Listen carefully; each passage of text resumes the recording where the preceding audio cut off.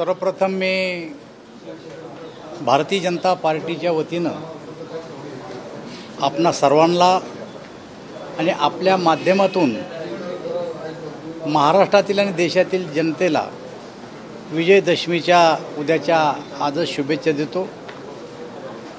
आत्ताच आपण मला विचारलं की उद्या उद्धव ठाकरे साहेबांनी दसरा मेळावा बोलवलेला आहे।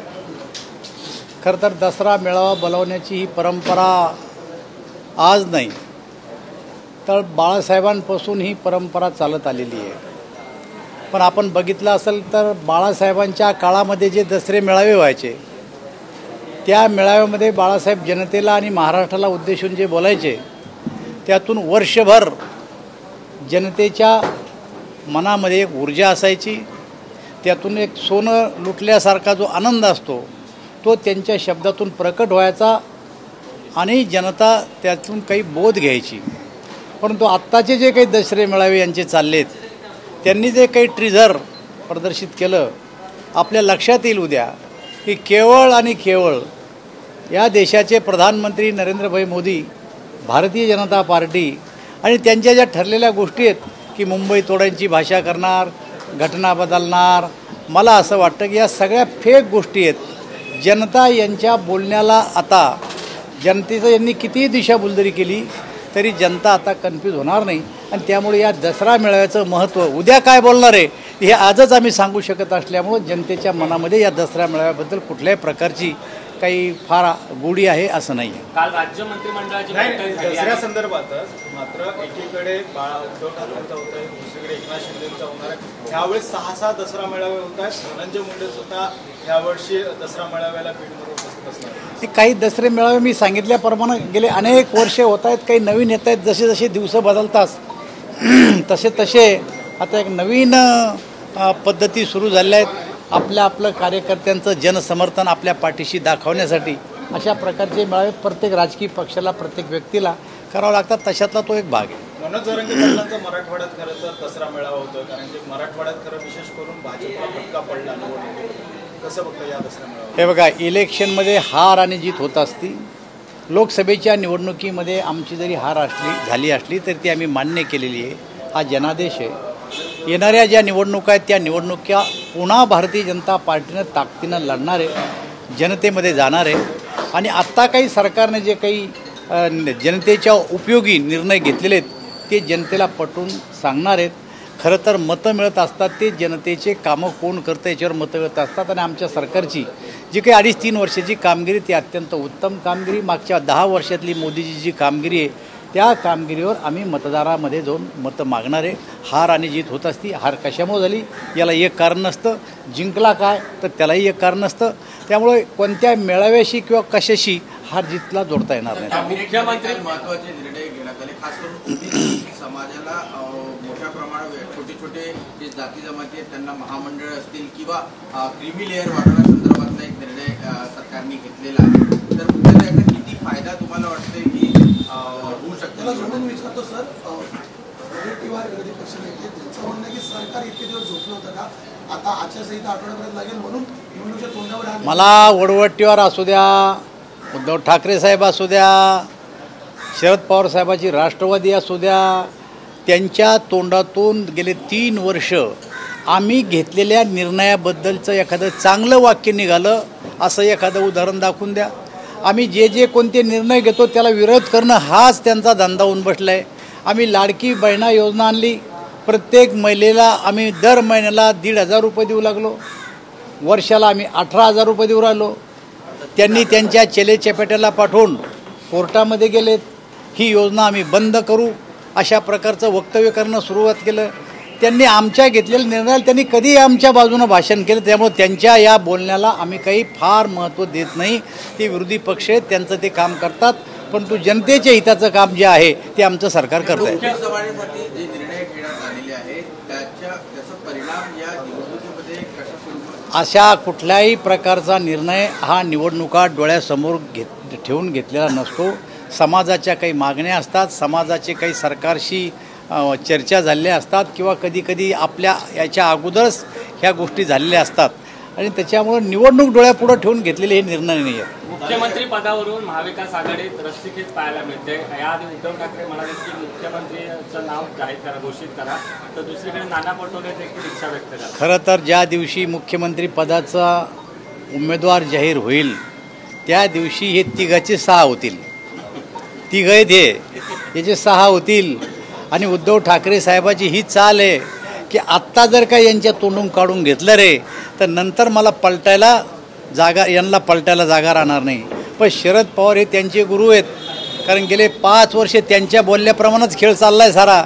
शरद पवार काही इथल्या कच्च्या गुरुचे चेले नाही आहेत, ते पक्क्या गुरुचे चेले आहेत, यशवंतरावचे चेले आहेत. ते असे कितीक उद्धव ठाकरे ते घेऊन जातील संघ तर पता लागू देणार नाही. आणि त्यामुळं ते काही कोण मुख्यमंत्री हे आता डिक्लेअर करणार नाही. पण प्रत्येकाची दावेदारी आहे. सकाळी उठतात संजय राऊत आणि सांगतात का आम्हीच मोठे भाऊ आहे, आम्हीच मुख्यमंत्री होणार. दुपारी जयंत पाटील जातात, काय बोलले तुम्ही, की पुन्हा ते पलटतात. आणि संध्याकाळी पुन्हा ओढवट्टीवर म्हणतात आमचा एका दिवसात 3 मुख्यमंत्री होतात यांचे. त्यामुळे या महाराष्ट्रातल्या जनतेने यांना पूर्णपणाने ओळखले. जिथं यांचा मुख्यमंत्रीच होणार नाही पुढचा, त्यांच्या बोलण्याला काही अर्थ नाही. मुख्यमंत्री होणारे भारतीय जनता पार्टी, शिवसेना युती आणि NDAचा मुख्यमंत्री या राज्यात होणार आहे.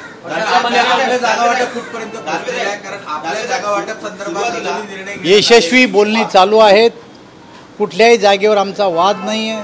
आणि ज्या वेळेस जागा वाटप आमचं अंतिम होईल, आमचे नेते मंडळी बसून चर्चा करतायत, अंतिम निर्णय होईल तेव्हा तुम्हाला नक्कीच कळलं जाईल. सुरुवातीला घाडगे, नंतर हर्षवर्धन पाटील आणि आता संजय काकडे पण भाजपला रामराम करतील अशी परिस्थिती आहे. आपली प्रतिक्रिया? हे बघा, 1, 2 आणि 3 मोडलेत तुम्ही. अजून 4 नावं सांगा मला. एखाद्या 4 नावं सांगा. शरद पवार साहेबाचे 40-42 फुटले, ते विचारत नाही. उद्धव ठाकरे साहेबाचे 40-42 फुटले, ते विचारत नाही. सत्ताधारी पार्टीचा नांदेड जिल्ह्यातला देगलूरचा आमदार भाजपमध्ये आला, तुम्ही त्याचा उल्लेख करत नाही. आमचा एखादा गेला रे की ते 10-12 प्रश्न विचारतात, पण त्यांचे 40-40 फुटले ते तर विचारा आम्हाला. हा प्रश्न विचारण्याचा उद्देश आहे. काकडे दावा करतात की 10 आदिवासी आमदार आणि 20 नगरसेवक माझ्या सोबत आहेत. हे बघा, काकडे माझे मित्र आहेत, त्यांच्याकडून नावं काढले तर बरं राहील. मला काय माहिती कोणती नावं आहेत. सर, राज्य मंत्रिमंडळाची बैठक झाली आणि बैठकीत मुख्यमंत्री एकनाथ शिंदे आणि उपमुख्यमंत्री अजित पवार यांच्यात खडाजंगी झाल्याची माहिती समोर येते. आणि त्यावरून आता विजय वडेट्टीवार म्हणतात की भाजप कुठेतरी अजित पवार यांना साईडलाईन करण्याचा प्रयत्न करते. हे बघा, आमच्या 3 पक्षात यांनी नाक खुपसायची गरज नाही आहे. मराठी समजाल त्यांना तर सांगा, किंवा तोंड घालायची गरज नाही आहे. आम्ही आमचे 3ही पक्ष एक विचारानं, एक दिलानं आणि अत्यंत चांगल्या पद्धतीनं सरकार चालवतो. आम्ही जागा वाटप नीट करतो. आमच्यात कुठल्याही प्रकारचा वाद नाही. आणि त्यामुळं आमच्यातला एखादा माणूस कुठं बाहेर चालला, बाहेरून आला, उशिरा आला किंवा लवकर गेला, याच्यावरही हे वाद निर्माण करतात. आणि त्यामुळं राजकीय द्वेषाने प्रेरित होऊन अशा प्रकारचं वक्तव्य त्या करतात. यापेक्षा दुसरं काही नाही. संजय राऊत म्हणतायत असं म्हणतायत की सत्ताधारी पक्ष आहेत ते सगळं चालवत आहेत. आचारसंहिता आपण सत्ताधारी पक्ष सांगतो तेव्हा लागतात. असं आहे, निवडणूक आयोग हे स्वतंत्र आहे.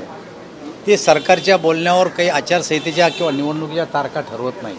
खरं तर आमची इच्छा होती की हरियाणा आणि महाराष्ट्राच्या निवडणुकात एकाच वेळेस झाल्या पाहिजे, कारण मुदती दोघांच्या एकच वेळेस संपणार होत्या. आणि मागच्या काळामध्ये दोन्ही निवडणुका एकत्र झाल्या होत्या, पण आमच्या मनाच्या विरुद्ध झालं. हरियाणा लवकर डिक्लेअर झाली, महाराष्ट्र अजून डिक्लेअर होईना. त्यामुळे आमच्या बोलल्यावर जर निवडणूक आयोग चालला असता तर दोन्ही निवडणुका एकाच वेळेस झाल्या असत्या. हरियाणा संदर्भात तुम्ही वक्तव्य केलं, मात्र संजय राऊत हरियाणा सरकारमध्ये हॉस्पिटलला जायचं, ईव्हीएम मशीन संदर्भात राहुल गांधींनी तक्रारी दिलेली आहे. ईव्हीएम संजय राऊत म्हणतायत की ईव्हीएम आहेत, ईव्हीएमचे पुरावे आहेत ते दिलेले आहेत राहुल गांधींनी काँग्रेसने. कसं बघताय?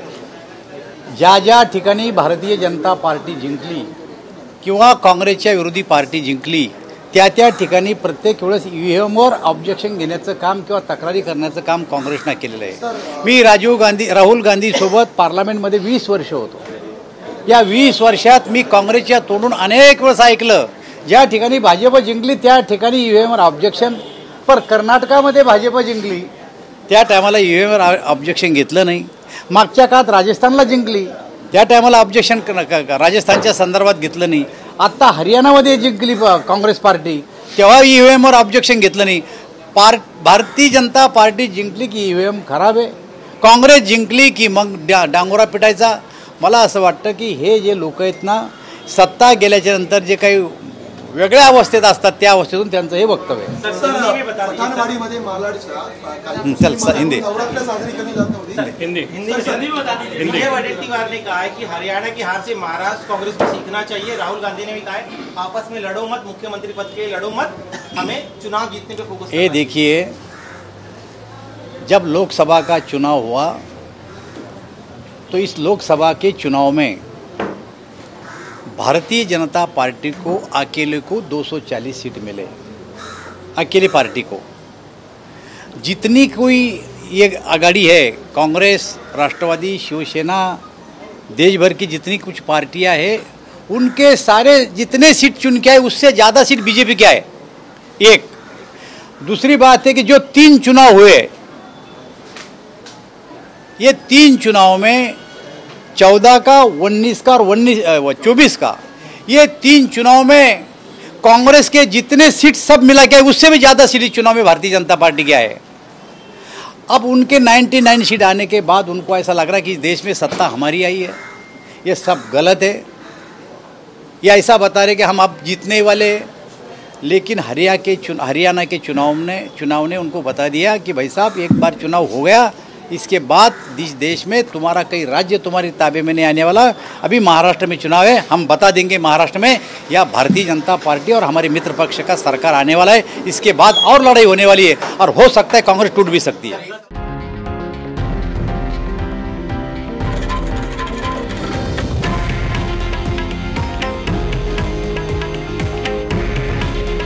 हे आहे देशातील नंबर 1 न्यूज नेटवर्क आणि आपण पाहत आहात TV9 मराठी.